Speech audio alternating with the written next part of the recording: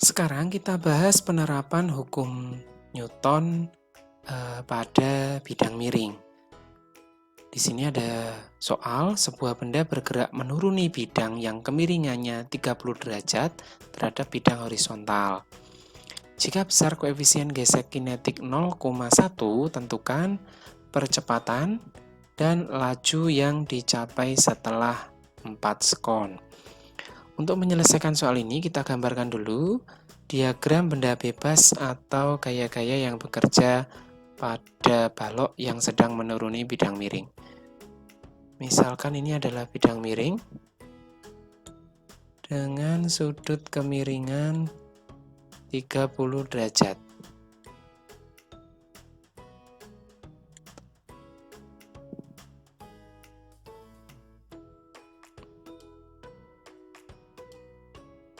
Ini adalah bidang miringnya dengan sudut kemiringan 30 derajat. Dengan koefisien gesekannya adalah 0,1. Ini bendanya semula di sini. Kemudian dia menuruni bidang miring, nanti bergerak sejajar dengan bidang miring. Langkah pertama kita gambarkan dulu gaya yang bekerja, yaitu ada gaya berat W yang mengarah ke bawah. Ada gaya berat W, arahnya adalah ke bawah. Kemudian gaya berat W ini kita uraikan ke sumbu yang sejajar bidang miring atau sumbu X. Oke, kita ambil pakai warna ini. Kita tarik garis yang arahnya ke sini. Nah, ini adalah gaya W yang searah atau sejajar dengan bidang miring. Kita sebut saja sebagai Wx. Kemudian di sini ada gaya yang arahnya tegak lurus bidang atau kita sebut sebagai gaya normal. Ini gaya normal, gaya yang arahnya tegak lurus bidang. Kemudian ada satu lagi gaya W yang komponen W ini ke arah sumbu Y. Tadi lupa belum kita gambarkan. Nah, ini kita sebut sebagai WY.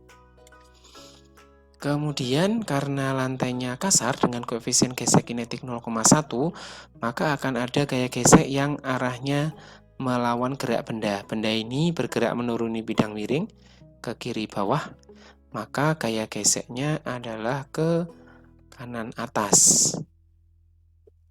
Nah, ini adalah gaya gesek yang bekerja pada balok. Setelah kita gambar, maka kita bisa selesaikan persamaan ini menggunakan hukum 2 Newton. Bisa kita selesaikan sistem gerak ini dengan hukum 2 Newton, di mana besarnya sigma F ini adalah sama dengan M dikalikan dengan A. Nah, sigma F ini bisa kita substitusi. Perlu diingat kembali bahwa gaya yang searah dengan gerak benda bertanda positif, maka di sini yang bertanda positif adalah Wx, kemudian yang berlawanan dengan gerak benda ini adalah gaya gesek atau F kecil.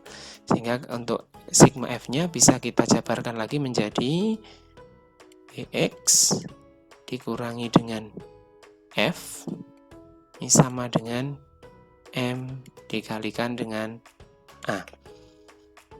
Untuk nilai Wx, sekarang kita cari dulu nilai Wx. Wx di sini, kalau kita lihat sudutnya, sudut 30 derajat, itu nilainya akan sama dengan sudut yang ini, 30 derajat, di sini, sudut yang ini. Wx terhadap sudut 30 derajat ini bisa kita geser ke sebelah sini, maka letaknya dia berada di depan sudut 30 derajat. Sehingga Wx-nya ini adalah W dikalikan dengan sin 30 derajat dikurangi dengan gaya gesek. Gaya geseknya adalah mu dikalikan dengan N. Mu ini adalah mu kinetis yaitu nilainya 0,1, sama dengan M dikalikan A. Masanya kita tulis saja M dikalikan dengan A. Kemudian berikutnya kita akan menentukan gaya normal terlebih dahulu, supaya kita bisa cari nilai percepatannya, maka gaya normal ini harus diketahui. Langkah untuk menentukan gaya normal, kita lihat resultan gaya pada sumbu Y atau gaya-gaya yang berwarna hijau. Nah, di sini kita bisa gunakan persamaan sigma F Y-nya sama dengan 0. Nah, kenapa? Karena gerakannya ini hanya ada pada sumbu X saja. Sedangkan pada sumbu Y yang arahnya tegak lurus bidang, di sini tidak ada gerakan sama sekali. Karena tidak ada gerakan pada sumbu Y, maka sigma Fy-nya sama dengan 0. Dengan demikian, kita bisa masukkan ini Fy-nya menjadi N dikurangi dengan Wy, ini sama dengan 0, atau besarnya N ini adalah sama dengan Wy. Nah, nilai Wy sendiri bisa kita lihat dari segitiga ini.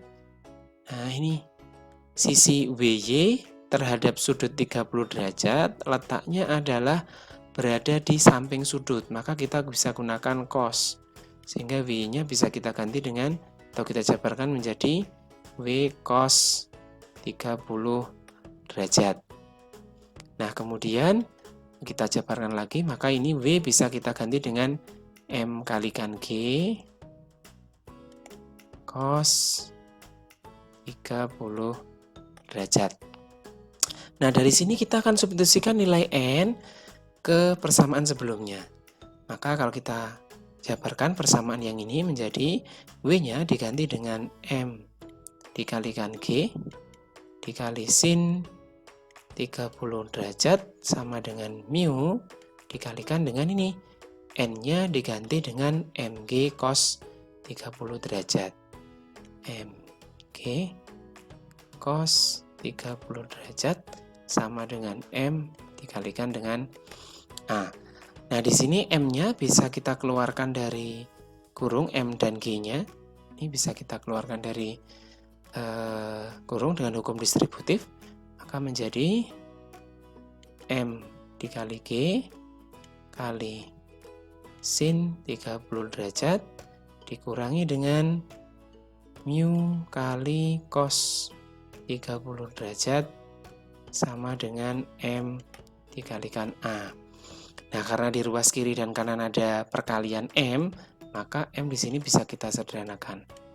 Nah, dengan demikian kita bisa masukkan nilai G-nya, maka ini jadi 10, sin 30 nilainya setengah atau 0,5, dikurangi dengan mu, mu-nya tadi adalah 0,1, cos 30 nilainya adalah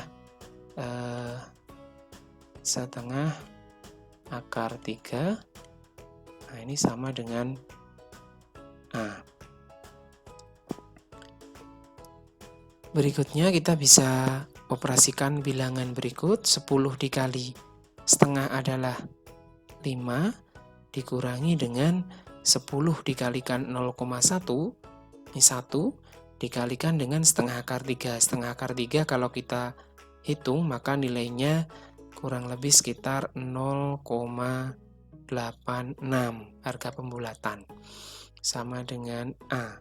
Sehingga nilai A-nya ini adalah 5 dikurangi dengan 0,86, maka hasilnya adalah 4,14 meter per sekon kuadrat. Ini adalah nilai percepatannya. Lalu untuk menentukan kelajuan benda setelah mencapai 4 sekon, kita gunakan GLBB. Jenis geraknya adalah GLBB dipercepat. Untuk menentukan lajunya, maka kita bisa gunakan persamaan VT. Kita bisa gunakan persamaan VT sama dengan V0 ditambah A kali T. Di mana untuk nilai VT-nya Ini menjadi VT sama dengan V0-nya, kecepatan awalnya adalah 0, kemudian nilai percepatannya tadi adalah 4,14 dikalikan dengan T-nya adalah 4 sekon. Maka hasilnya VT ini menjadi 6, 5, 16. 16,56 meter per sekon. Ini adalah kecepatan benda atau balok setelah 4 sekon.